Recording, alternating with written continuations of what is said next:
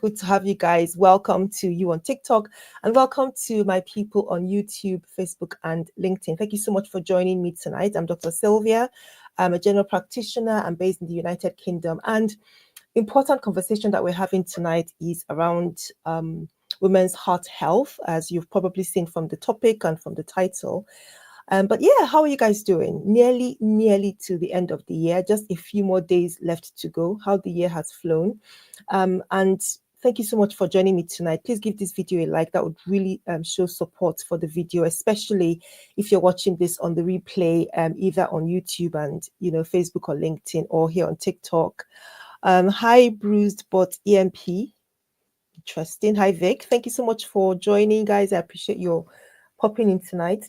We're just going to get straight into it. And this, for me, this is a topic that's really very close to my heart. Ever since the realization that there is a big gap between the way we care for heart-related issues amongst women compared to the way we care for them among men.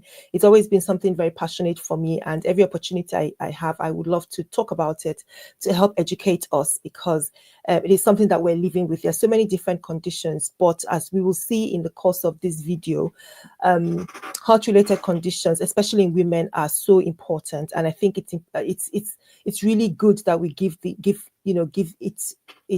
topic its place in conversation around heart issues.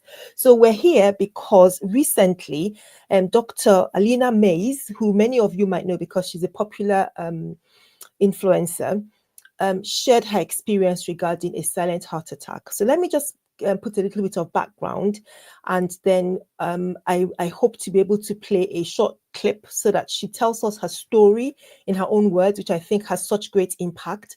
But yeah, let me just give us a little bit of background about who she is, and please excuse my very squeaky chair today. It's just something that's going on.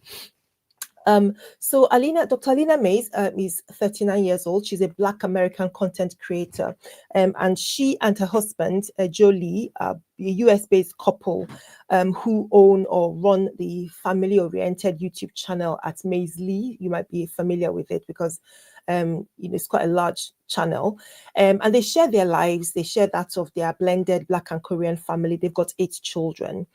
Now, before her successful content creation career, Alena, well, I would say she has a very strong academic background. Clearly, she pursued it before she went full-time, into content creating. But anyway, she had a very strong academic background. She obtained a Master of Science degree in mathematics from Georgetown University, followed by a PhD in survey methodology and statistics from the University of Maryland, a College Park. And she has once worked as a mathematical statistician for the US federal government in 2010. So this is somebody who, not necessarily a medical professional. I wouldn't call her a healthcare professional, but I would say that she's somebody who has, been to college. She has some degree of education, some degree of exposure, I think. And I think that also relates. I think that's also relevant in terms of how we interpret health information, how much we are aware of health related things. I think that's important in terms of how educated or how much knowledge that we have. So this is a little bit of the background for who Alena is, and then recently, I think in the last week, if I'm very correct, I think that video is just 4 days old on her YouTube channel at Maze Lee. She shared her experience. She says she had a heart attack, and I'm not sure how that video popped into my feed, because I don't, to be honest with you, before this, I didn't know her and I don't follow her. If you're joining from YouTube, hi. I'm so sorry, I haven't said hello to you guys. Hi from those watching on YouTube, LinkedIn, and Facebook. How are you guys doing? Thank you so much for joining. Let me know where you're watching from, and the same for you guys on TikTok as well. Please let me know where you're watching from, and let me know why this topic is of interest. Let me know what you're curious about and what you hope to learn from this conversation. But I think that every one of us will go away with something, maybe a new perspective or something new. So please let me know. So she shared this experience of hers in her YouTube video, like I said, within the last week. And I'm just going to play a little clip in a moment where she talks about what actually happened. But before that, if you watch the video right from the very beginning, which I would, encourage anybody who's interested to really go and sit down and watch the video, because it's a very, very calming video. She really sets a very good perspective for what is happening in her space.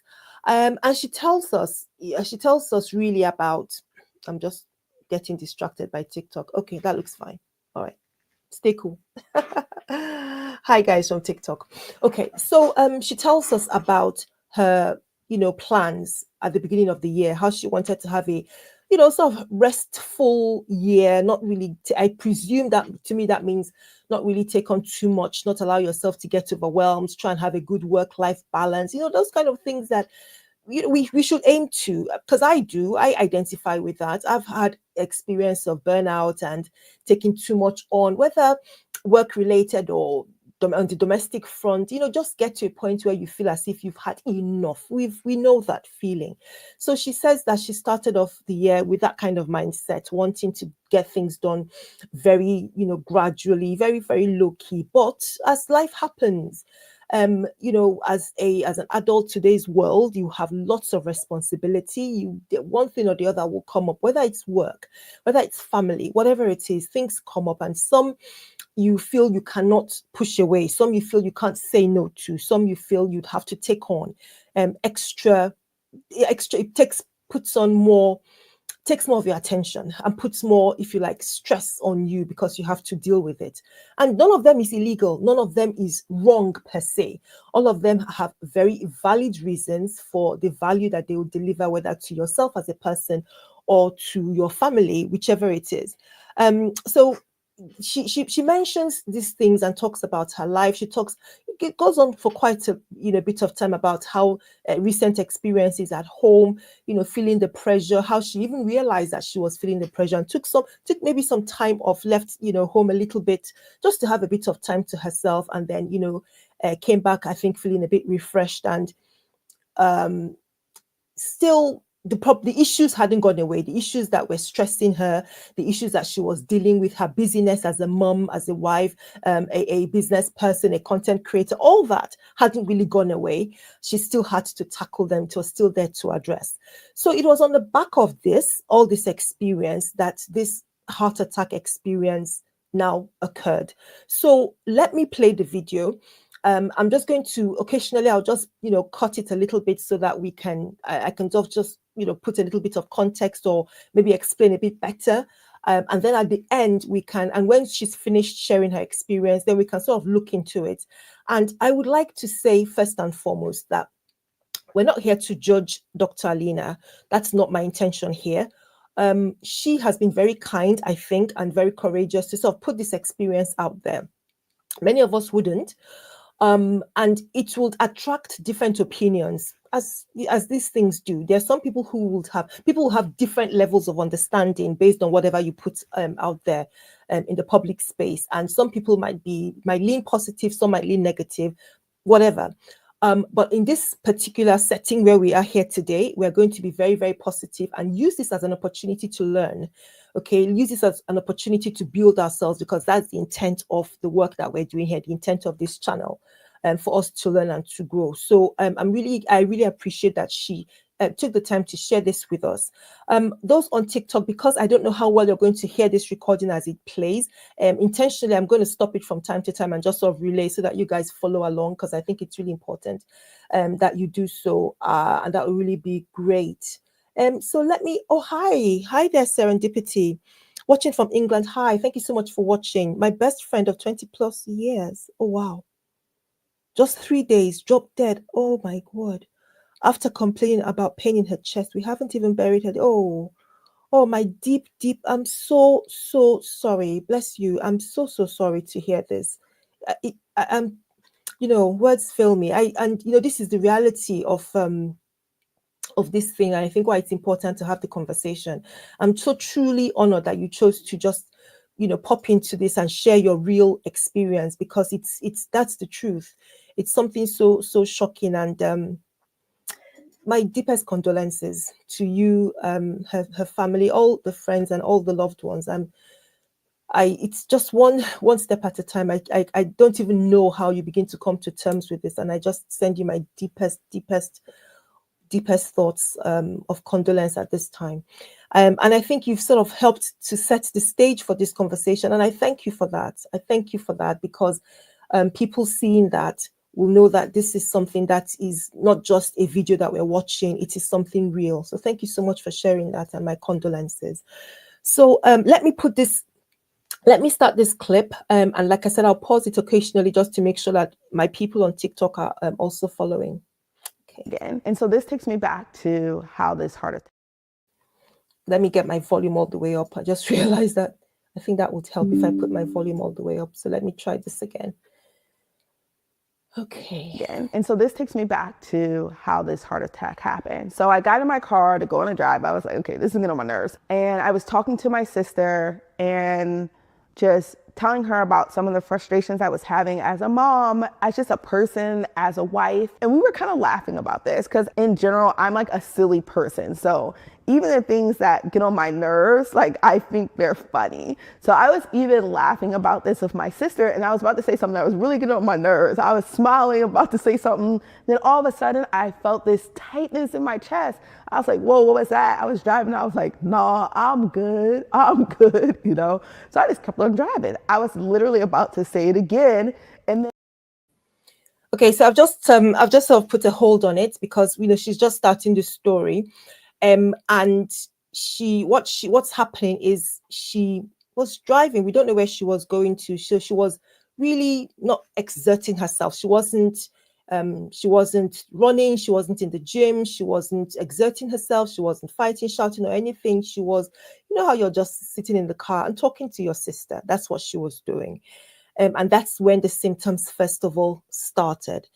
And I want her to tell her story. I don't want to sort of jump the gun, so I don't want to interrupt too much. Let me see if I can get it back to where it was. I'm not sure if that will happen. So there might be you might go back a little bit and then start. And so this takes me back to how this heart attack happened. So I got in my car to go on a drive. I was like, okay, this is getting on my nerves. And I was talking to my sister and just telling her about some of the frustrations I was having as a mom, as just a person, as a wife. And we were kind of laughing about this because in general, I'm like a silly person. So even the things that get on my nerves, like I think they're funny. So I was even laughing about this with my sister, and I was about to say something that was really getting on my nerves. I was smiling, about to say something. Then all of a sudden I felt this tightness in my chest. I was like, whoa, what was that? I was driving. I was like, nah, I'm good, you know? So I just kept on driving. I was literally about to say it again, and then it intensified. It was like, ugh. And I was like, oh my gosh. And then I was like, my sister, I was like, oh my gosh, what's happening? And then I started to get dizzy. And I was like, oh my gosh, what's happening? Then I started to get nauseous. And I was like, what's happening? And so I was still driving all this time. And then my Apple Watch alarm went off. And then I was like, something's happening. So I pulled right over. And I was like, I felt like super like uneasy. I don't know how to explain it. Like I was breathing normally, but I had this like uneasiness, dizziness, like almost like you're about to faint a little bit, but more like uneasy, like, I don't know how to explain it. More of like this like really, really bad uneasiness. And like my chest was hurting.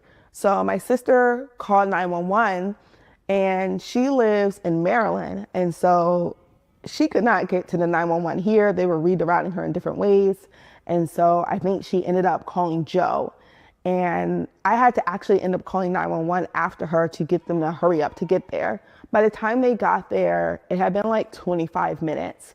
And I just got out of my car. I could walk over to the ambulance and they did an EGG on me and just monitored everything. But I was already monitoring myself with my Apple Watch. I mean, I was breathing fine. My heart rate, I was just breathing slow. So I was trying to bring my heart rate down to normal. And so I got on there, they did the signs. They were like, okay, everything looks normal, but based on what you're telling us, you really should go to the ER.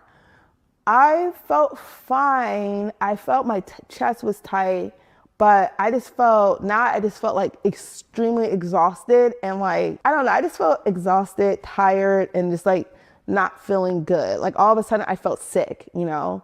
And so I was like, I don't know, maybe I'll just go home because I was just really close to my house. So I went home and went on this walk and went home, went to sleep, and just tried to wait it out. Finally, I realized that what I was experiencing was a silent heart attack. So it wasn't as grandiose as when someone has like a full blown out heart attack. Silent heart attacks are more common in women and they have less symptoms and signs that they're happening. And sometimes they can have no symptoms at all. But mine was like chest pain, jaw pain, dizziness, nauseousness. I was breathing totally normally, but sometimes people don't have like any signs at all or very, very like mild signs like pain radiating through their arm.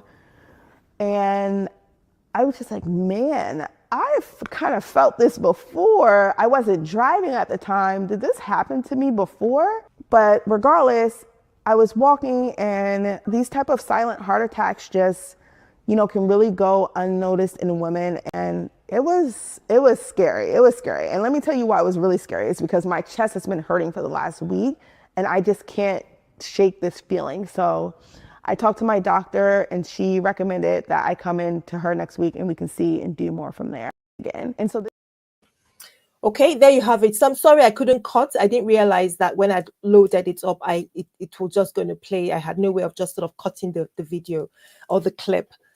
So hopefully YouTube is not going to slam us for using the whole, sort of 3 minutes plus of the video. But even if it does, I think the message is important. I'm happy to cut it out if they have any issues with it. All right, so where are we? So you've heard the story, you've heard what happened. And I think the amongst the most remarkable things are how ordinary this seemed. This was an ordinary thing, but it's a very serious issue that went on, that was happening here. So just to recap on what happened, she was driving, like I said earlier, she was just having a conversation with her sister. She was laughing.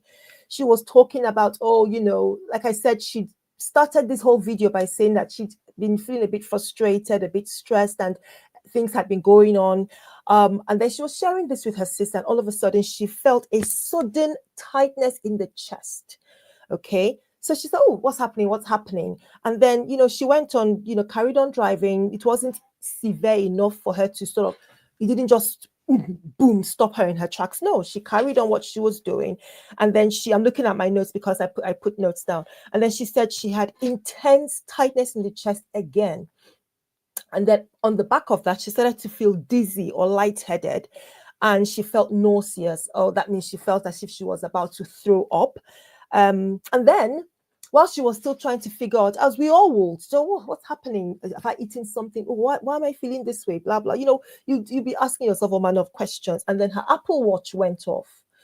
The Apple Watch alarm went off, which I presume something abnormal was going on with her heart rate. Those of you that have Apple Watches can tell us.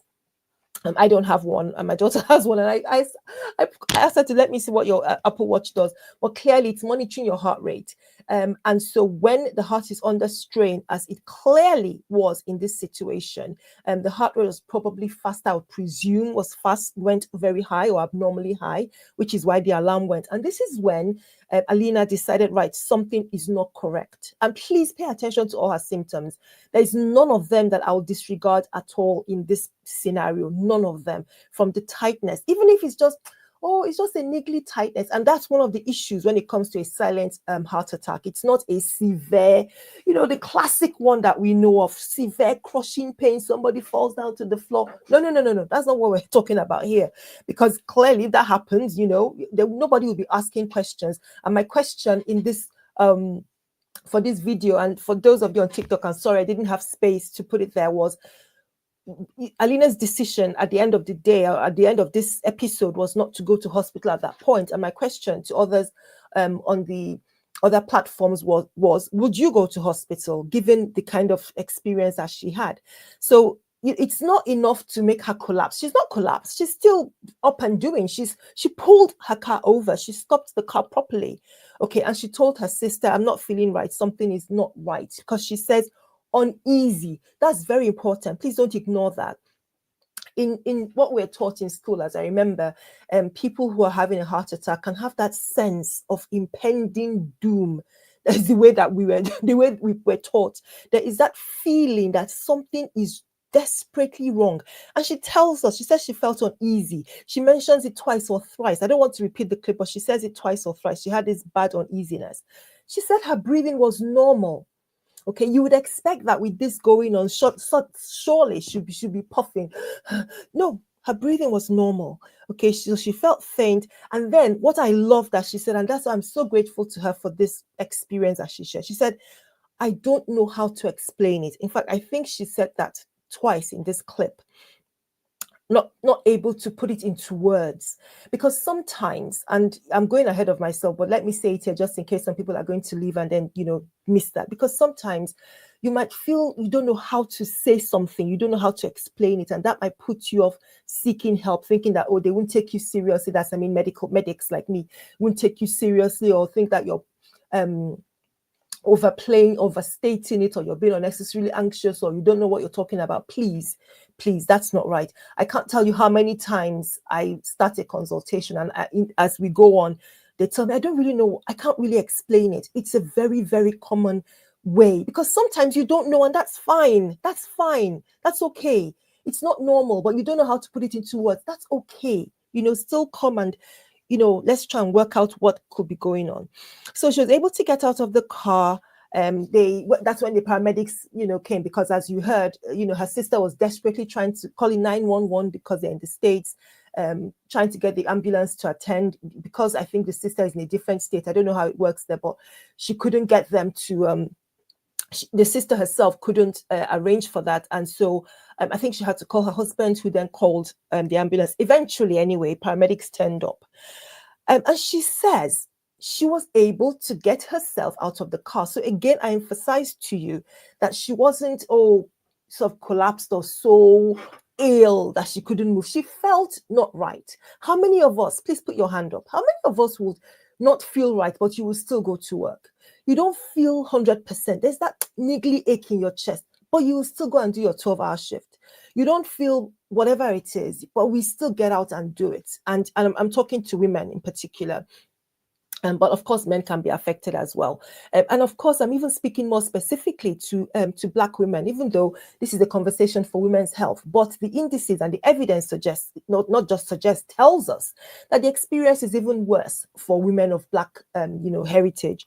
So, and I'm going to show that to you in a couple of minutes. I just want to summarize Alena's experience. So she got herself out of the car. She walked to the ambulance, where she, they started the monitoring. They did the electrocardiogram, or ECG, and it was normal. Yay!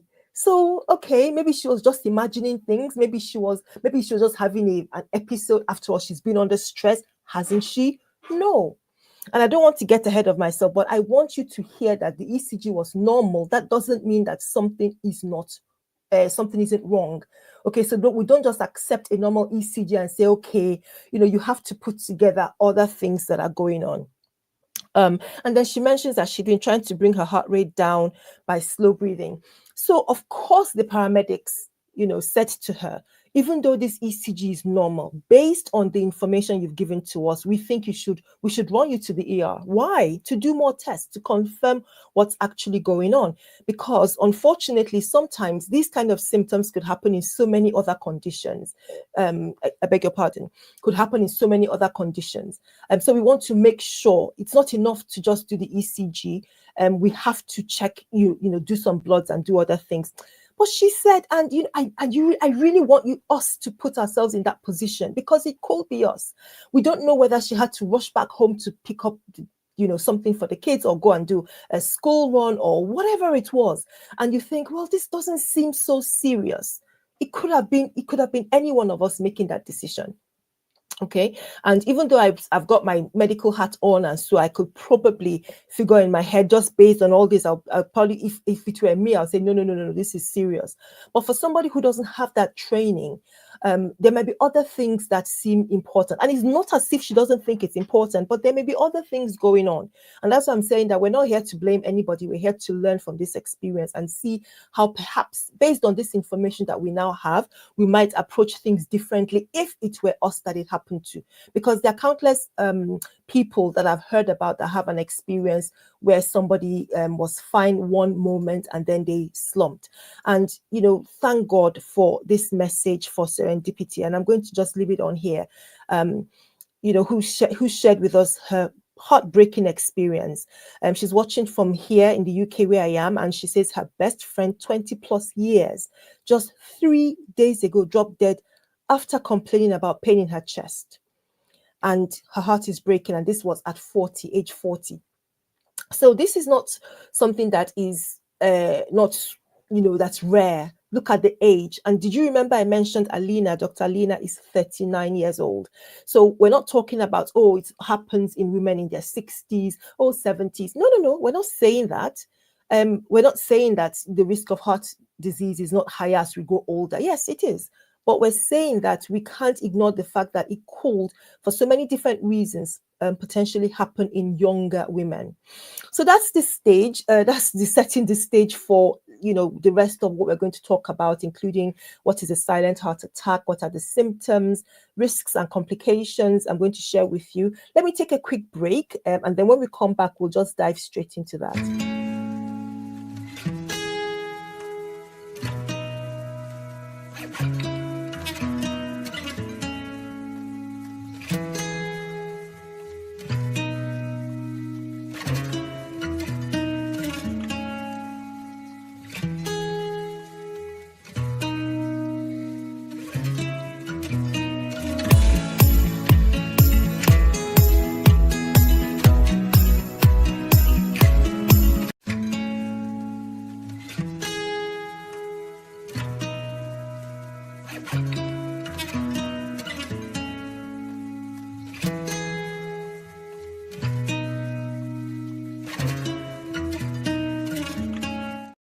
Let me know what you guys would do. Okay, welcome back.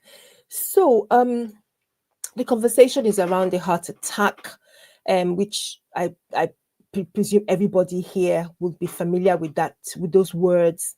And when you hear it, most often you probably think about a severe, serious, life-threatening condition where severe chest pain or pain going down your arm or up your neck, being very ill, trouble breathing, sort of the classic symptoms. That's what many people sort of think about.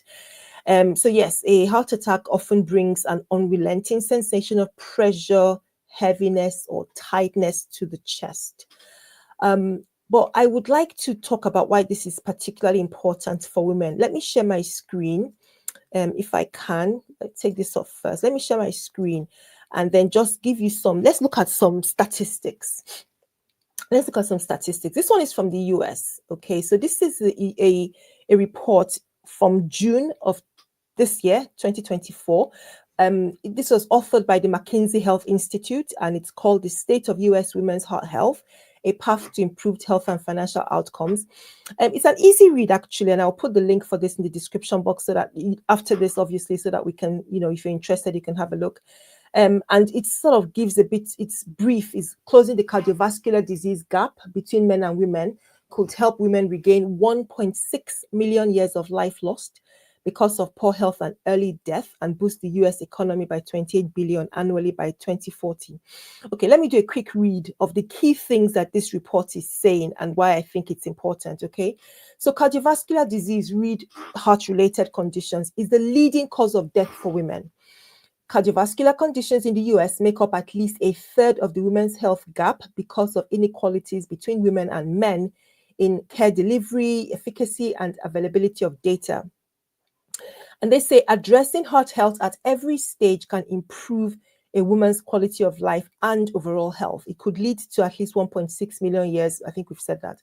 But particularly of interest for me is this this third paragraph. Let me read that. So it says, in the United States, I've highlighted it, Black women have a higher prevalence of and morbidity from heart disease than non-Black women do. So Black women, other words, that reads, Black women are more likely to have and live with heart disease and die from heart disease than non-Black women. So that is a US study. Let me stop sharing that one because I've got the UK one.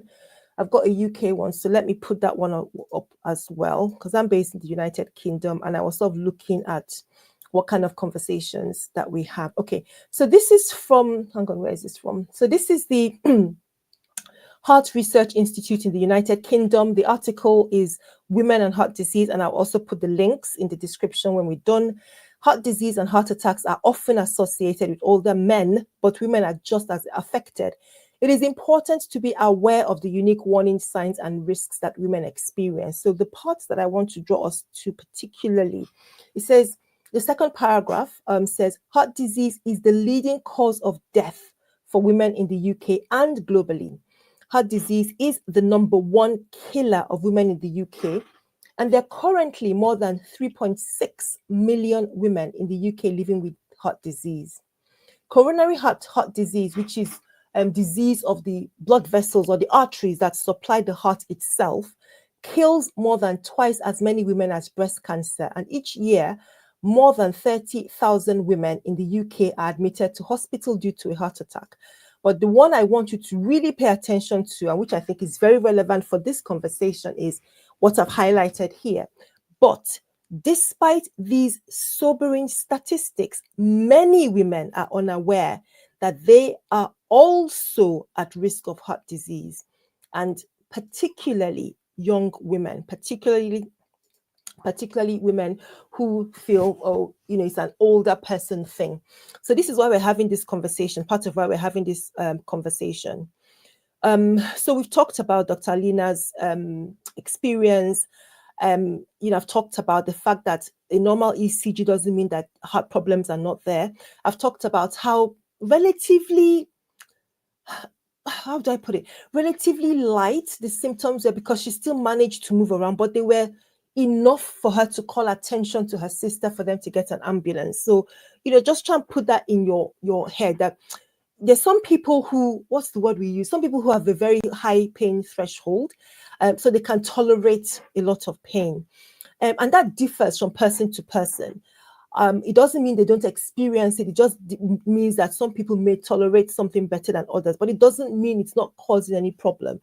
And I bring that up specifically because, unfortunately, there is a inequity, especially when it comes to Black women, even Asian women healthcare. We have the Embrace UK report, which tells us that, let me just bring up the quote so I say it properly.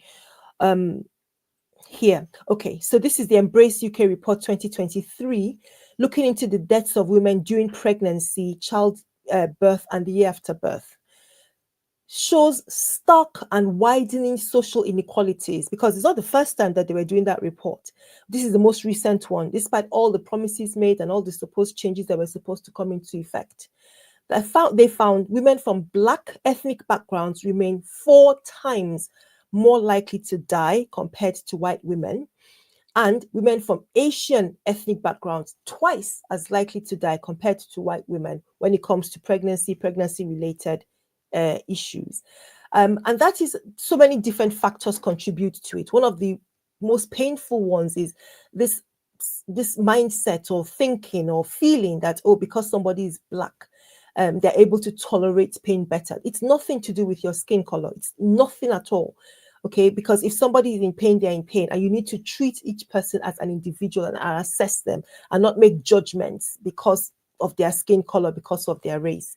But I don't want to, digress into, a different angle altogether, but it is an important factor in why there is such inequity in terms of the experience of Black women's health. And that also translates to heart health. When a Black woman comes to the hospital complaining of pain and she doesn't get the attention or the painkillers or whatever it is that she needs, because whatever healthcare provider feels, she's putting it on, or doesn't believe that they're actually experiencing pain. So we talked about, the judgment, how to make judgment of the symptoms, that with a silent heart attack, it might be very light symptoms.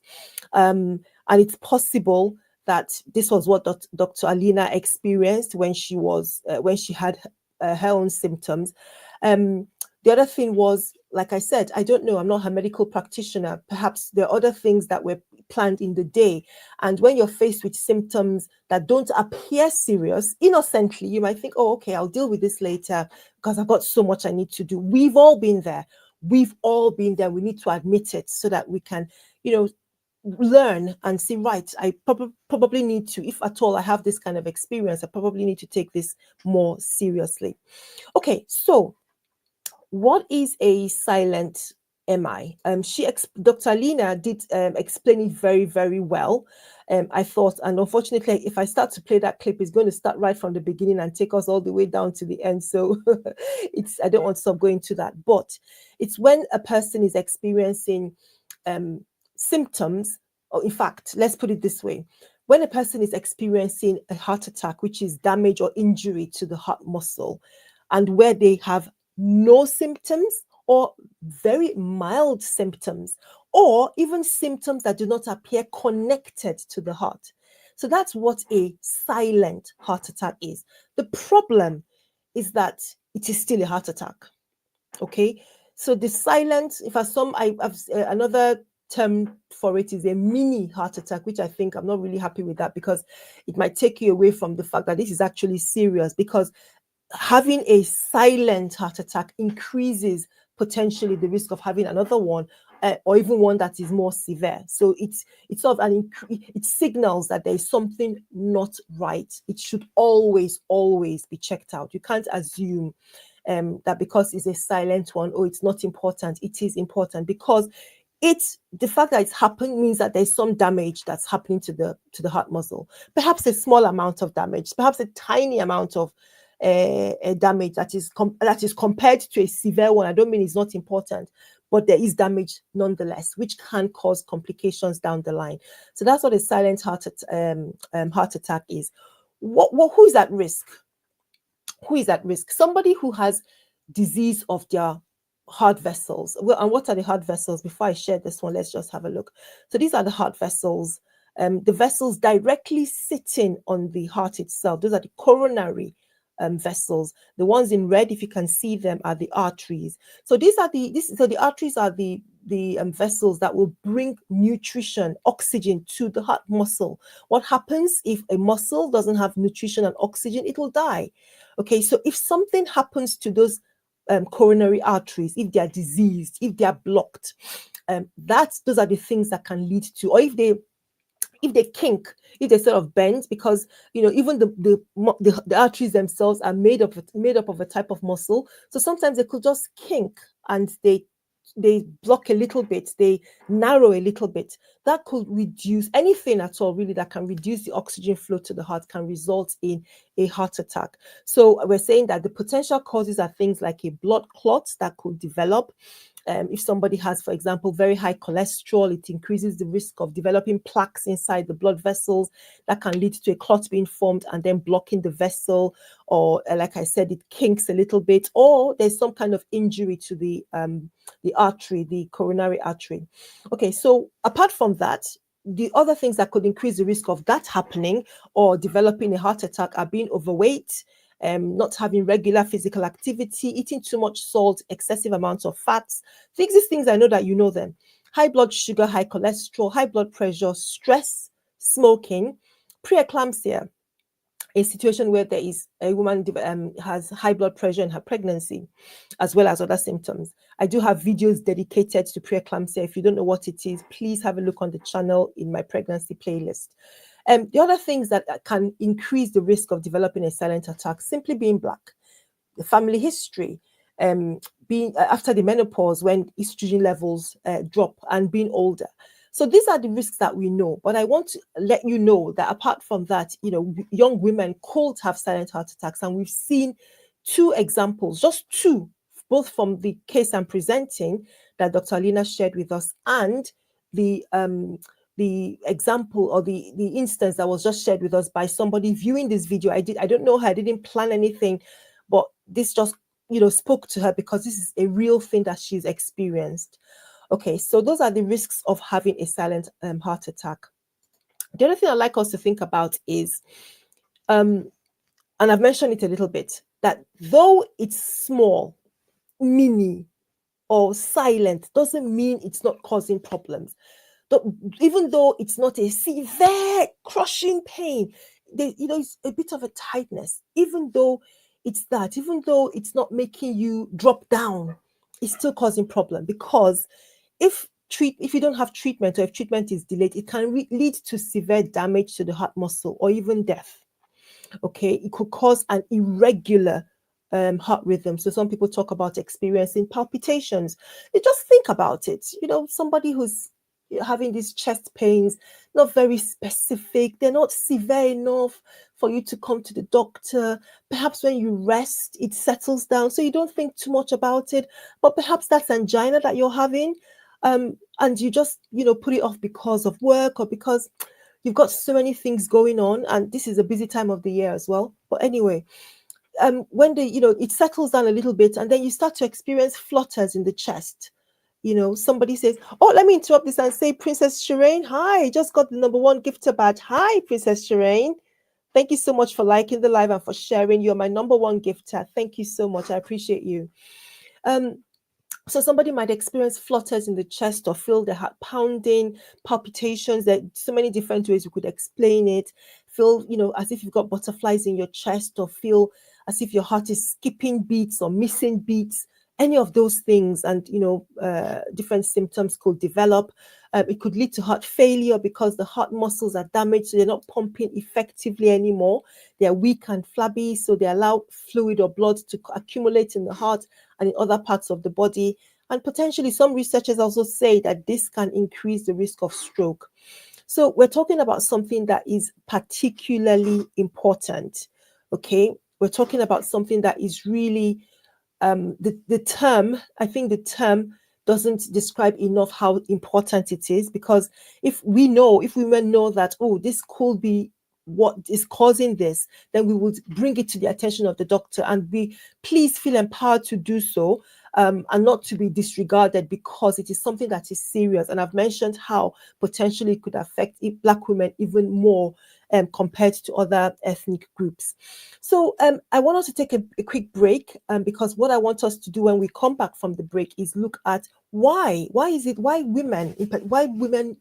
do we seem to experience silent heart attacks more? Because the studies seem to suggest that, first of all, when you look at men and women historically, and men do tend to experience heart attacks more than women. And in fact, all the studies, the research, and the medication, the treatment, the guidelines, until just a few years ago, were heavily tailored just towards men.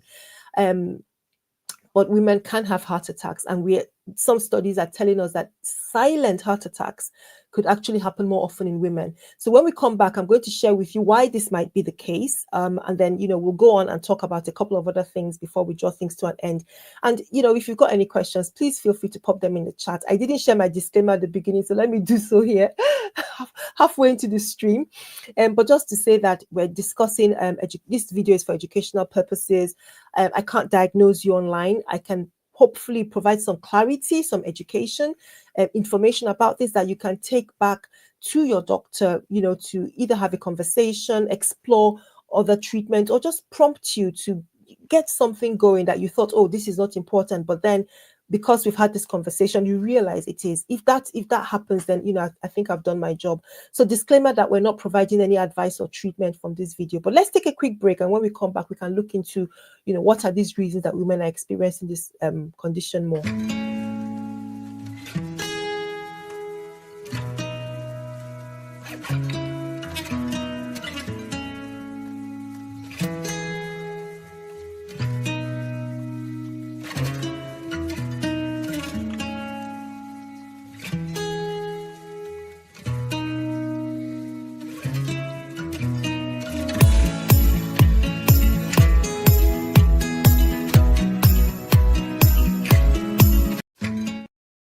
Okay, where are we? So guys, on YouTube in particular, I'm running a poll.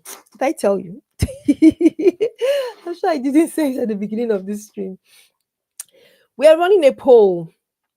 So if you're in the comment section, please, what's the poll? The poll is, here it is. Have you ever delayed going to the hospital for unusual symptoms? Have you ever, and why? I don't know. I think there were, reasons why, and Alena made it, clear. It could be a lot of different things, and I think I'll just share my thoughts on that a little bit later, on why, you might have symptoms, but you don't know, you're not sure, and it might just make you feel okay. You're not going to go to the hospital at this point. Okay, but before we do that, let us explore why. Okay, I'm going to go back to this study which I shared earlier, the McKinsey report, because I think they described it quite well. Okay, I think they described it quite well. So let's just scroll down to the bottom. It says here, so it's under the section where it says women are biologically different from men. It's quite long. I'm not going to read the whole thing. I'm not going to go through the whole thing. I think I put out a little bit where I thought it was really important. Okay, there's a section where it says women go through unique stages of life characterized by fluctuating levels of estrogen. Let me see if I can find that for you. So that, okay, yes, it's right at the bottom here. So I've highlighted that. So it says women go through unique stages of life. I don't know if you can see. I don't know if it will make any difference I don't know if that will make any difference to you guys. I've just tried to make it bigger. Anyway, let me read it out. Women go through unique stages of life characterized by fluctuating levels of estrogen, such as puberty and menopause, and additional physiological stress on the body, such as pregnancy. With the increasing prevalence of heart disease in women, sex-related factors should be considered in combination with behavioral, environmental, and social factors to guide its early prevention, diagnosis, and treatment in women across all stages of life. Okay, again, I'm going to put this for you in the description box, so you're welcome to check it out. But what exactly is it saying? So we know traditionally, and if you're watching this, you know the risk factors, because every time you go to your doctor's surgery, or you watch a health campaign, we tell you about being overweight, smoking, high cholesterol, high blood pressure. These are things that we have in common amongst the sexes. What we don't have in common are estrogen levels and how estrogen levels fluctuate in women different from men, and that's what that piece or that paragraph that we've just read is referring to. So it's telling us that the estrogen, the hormones, are not just about reproduction and sex and having children. It also has very serious impact on organs, especially as relates to this discussion, especially with regards to the heart. So this is, if you are asking the question, why are women experiencing this more, then one of the issues could be because of the unique difference where women have from men in terms of the biology, the fact that they experience fluctuating levels of estrogen. Estrogen is a hormone which is protective on the heart. And so when you have normal estrogen levels, and so when the levels are lost after menopause, which is why there's an increased risk of heart conditions around after menopause as women grow older, because of the loss of estrogen, because of its importance. It's, like I said, it's not just about reproduction or sex. It helps in regulating fat levels in the blood. It helps regulating inflammation, which can contribute to damage of the blood vessel, the walls of the blood vessels. You remember I was talking about how either a clot or a kink, or if there's injury to the blood vessel, estrogen is important in that aspect. And estrogen is also thought to help in helping the muscle of the blood vessels to work, to relax and open up. So it can contribute, is what we're saying. And that's one of the reasons we think that this issue of a silent heart attack is important in women, and the studies demonstrating that it might happen more in women suggest that this is probably why it could be the case.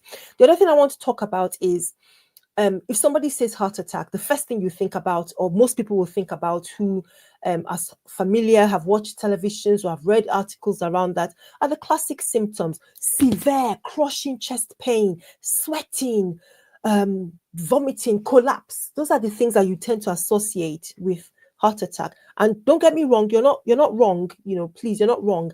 But when we're talking about women, we tend to have unique symptoms. We call them atypical, so the non-typical symptoms. So women are less likely to show up with things like that severe crushing. And I don't mean that it can't happen.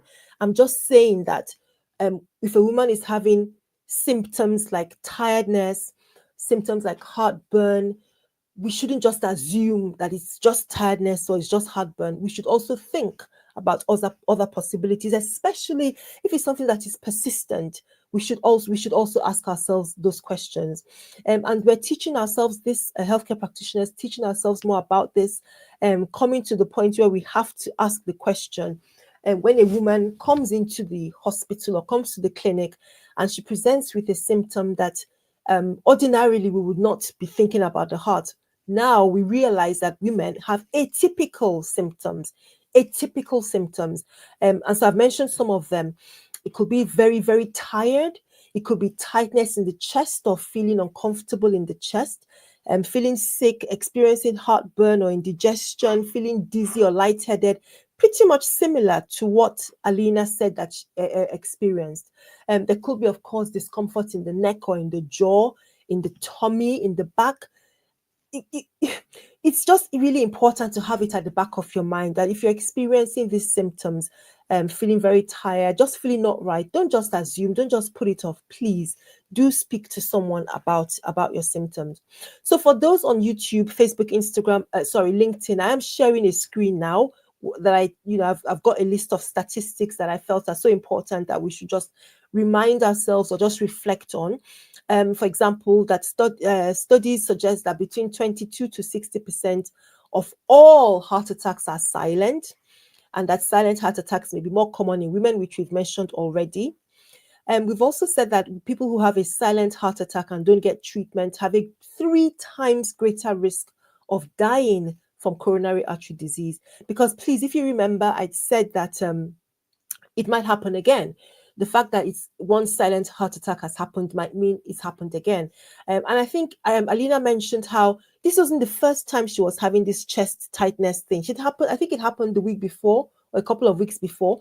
It was just this particular instance that it was accompanied by all those other things, the nausea, the feeling lightheaded, and then the Apple Watch going off, telling her that her pulse is probably doing something very, abnormal, that got her sort of, that stopped her and made her sort of think, right, what's happening? I've just mentioned that women are more likely to experience symptoms of heart attack unrelated to chest pain. So the atypical, not typical symptoms. And so why we need to be careful when, listening to women, or when you're thinking about your symptoms, wondering what could be going on, and not trying to scaremonger you, but just trying to get you to be aware, basically. And then the other thing I think is really important, and we've mentioned it in the sense that there was a normal ECG, okay? And we're saying that isn't enough. That's just not enough. Because the ECG can be normal if there are very mild changes that the machine or the tool is not picking up. If there's minor damage that the tool is not picking up at that time, or it's just not able to pick it up for some reason, you need to back it up with other tests. For example, a blood test that shows the enzymes that are specific for the heart muscle, which is what we commonly use to tell us that the heart muscle is healthy or not. If those enzymes are high, that tells us, nope, something is going on. So at the very least, the ECG should be accompanied by other tests. Those will not be the only things that will happen. But as you get into the emergency room, you would have other tests that include blood tests, x-rays, and so on, other scans that would tell us what is actually going on in the heart. So a heart attack can only be diagnosed by medical tests. I felt when I was listening to Dr. Alena, and I think she got back home, she'd read, and I think she'd read up quite a lot about this, because she's able to tell us what she thinks that she had, which is great. It's important that we read and learn information. Always, I say, from factual evidence-based sources, really important, not just to pick information from anywhere, what this person said or that person said. Please make sure you're looking for information from reputable sources, okay? And then using that to inform the next step. Contact your own doctor, somebody that you're registered with, to have a conversation, which is what she did, okay? And, they have a plan to follow things up. And then lastly on this slide, it says the most common pre-heart attack symptom for female patients is chest pain or discomfort that lasts for a few minutes or comes and goes. And spot on, she did have that as well, didn't she? Okay, so I have this next slide, and it's just to share with you different things you can expect with a silent heart attack. And I think it's probably just to reinforce the information in your head. Exhaustion, pressure, somebody might say chest tightness, somebody else might say chest pressure. It feels uncomfortable. So people don't want to use the word pain because it doesn't feel like a pain. And again, I want to emphasize, if you don't know, if you can't explain it, if all you can say is, doctor, I can't really explain it, that's fine. Please don't be put off, or don't feel that you won't be taken seriously if that's how you feel. Okay, nausea, heart injury, muscle injury, not enough blood flow. So the heart muscle is not getting enough blood flow. So it's not getting, because of a blockage, for example, or a kink in the blood vessel. So it's not getting oxygen and the nutrients that it needs. Don't forget that there may not even be any symptoms. There may not be any symptoms. And in such cases, it is perhaps something happens later on down the line, perhaps one that is more serious. And then when they look at the ECG or they look at other tests, they can tell, wow, something had happened, some damage had happened in the past. So lack of oxygen, jaw pain, tight chest, breathing fast. Sometimes breathing is normal, like it was with Alena.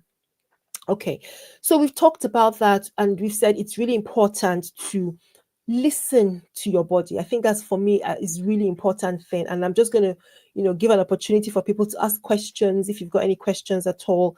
But it's important to listen to your body. We all live very, very busy lives. I completely understand why, when a symptom is not so serious, because of course, if you're having a very severe pain, of course you're going to come to the hospital. Of course you would. But it's when it doesn't meet that level, it will depend on your knowledge that will help you determine what to do, isn't it? I'm sure you will agree with me. So, okay.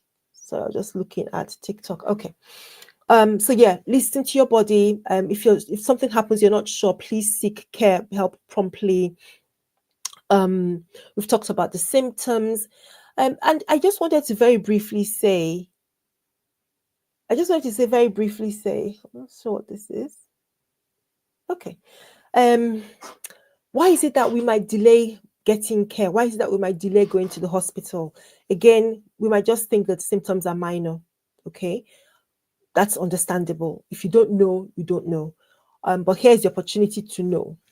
You might have lots of responsibilities, you're feeling stressed, or like I've mentioned it before, you're afraid that they won't take you seriously. These are some reasons that somebody might delay care, and I'm encouraging you to please overcome that fear, right? To access help, or to ask for help if you feel you need it. Okay. I've talked about risk factors. I've talked about the risk of preeclampsia, stress. We talked about weight, lack of exercise. Okay, I think I'm just making sure that I've not missed anything out. Let us talk about, again, going back to the video. And as you do, I looked at the comment section. Why wouldn't you look at the comment section? I always do that. So a couple of comments jumped out to me, and I want to share them with you. And this is just, again, to buttress the importance. And this was one of the comments that was left on this video for Alena. And it says, the only way to diagnose a heart attack, even a silent one, is with blood work, ECG, and or an actual image of your heart or blood vessels. Okay, that's what I was just saying. And this commenter says, I'm a retired ER doctor and took care of hundreds of people with heart attacks. You cannot and should not self-diagnose a heart attack. And they go on to say, friends, please call 911 and go to the ER. If you think you're having a heart attack, don't go home. And she says, or they say, I'm putting this comment here because I worry your message may be misunderstood, especially since young Black women are dying of true heart attacks because they ignored the signs. If you're not sure, see a doctor immediately.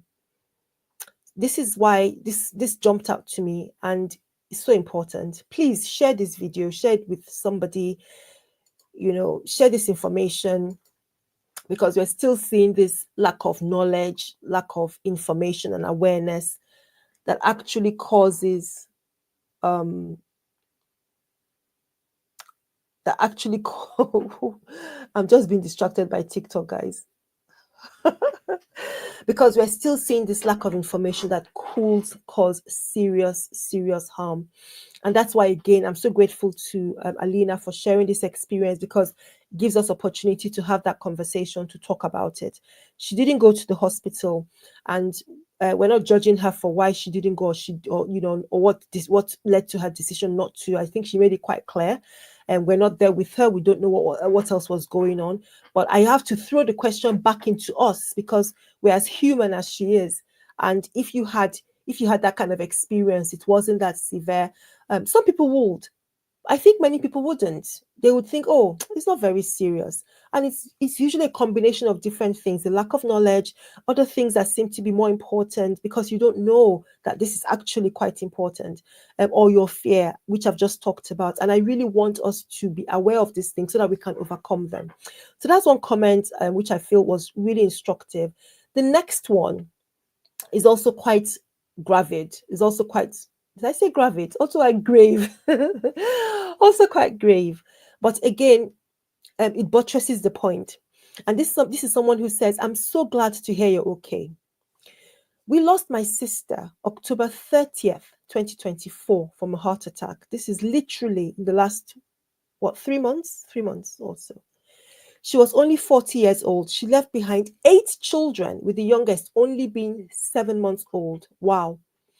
I only wish she could have been okay like you. I'm in tears writing this. I miss her. Most importantly, her children miss her. Praise God, baby, because He gave you another chance. Some people don't have chances and just die. Take care, Alena. I really hope Alena saw that, because there's so much love in that message. I really hope she saw that, and it spoke to her. And I think that brings it to the end of the stream. Again, it's not to make anybody scared. It's just to share factual information and just sort of sound the horn, sound the alarm, because as Black women, we already have a lot of a lot of health conditions that we're so busy worrying about. We worry on this channel, for example, we're talking about fibroids, we're dealing with endometriosis, we're talking about all sorts of different things. But I also think it's important that something like heart condition, which, as you've seen from the statistics I shared at the very beginning, can cause cause severe damage, cause death, premature. So we shouldn't assume it's just for older people. It's not just for men. Really important for us to be aware of these things. So please, while you're liking this video, please share it. Don't just like it. Let me know what you think about the video. Share a comment. That would be really great. But please share it with somebody. Share it with somebody that you think just needs to hear it, whether it's because it will help them to change their lifestyle or just for them to be aware. That would be amazing. Okay, so we're going to wind down wind down on TikTok, guys. Thank you so much for being with me tonight. I really appreciate you guys. I don't think I've got a question here. Maybe I missed it. If I did, I definitely will look on the replay. So if you did post a question, I will check. I'm still getting used to TikTok and how it works. But to everybody who liked and who shared, thank you so much. I really appreciate it. And I will see you guys at the next stream. Bye-bye. Okay, so we're ending the live on TikTok. Guys, YouTube, Facebook, thank you. Don't forget to like. Oh, serendipity. Yeah, my question is, could she have been saved? Is there something someone could have done when she collapsed? I paused because clearly I don't know her medical background. I don't know if she had a pre-existing heart condition, and I don't know to what extent there was damage to her heart muscle, because that's the problem. If there is massive damage to the heart muscle, then it might be something that just causes a complete loss of oxygen, loss of blood supply to the heart and the brain, and that can lead to death very quickly. But what we should always do when somebody collapses, is try to start CPR. So if that's what you're asking, you could, or anyone present could have tried CPR, or if it were in hospital, for example, there's, or not just in hospital, there's different places where here in the UK we have machines called defibrillators, could help. In some cases, they don't. In some cases, depending on the severity. So even if, after people recover from the initial shock, they get to her quickly, turn her over, check if she's breathing, and start cardiac massage, depending on the degree or the extent of the damage. It may be that there was nothing that could have been done. It's a difficult question. I don't know. And I totally understand why you're asking it, because, we're human and we want to try and understand. And sometimes it's just difficult. I don't know. But what we do say is, if there is a situation where somebody has collapsed, and we want to provide rescue, then providing cardiac massage, that is starting CPR, is what is recommended. But CPR doesn't always work. It doesn't always revive the individual, even though for many cases it can. It is life-saving. And similarly with a defibrillator, even if that's performed or applied as soon as possible, it depends on the type of injury, depends on the type of heart condition. It may not even be responsive to the shocks to the heart. So I don't know. Serendipity. I'm so sorry. I wish I could provide you an answer, but I don't know. It's one that one cannot really say whether it was possible or not. And again, I just want to leave you with really deep sympathy, and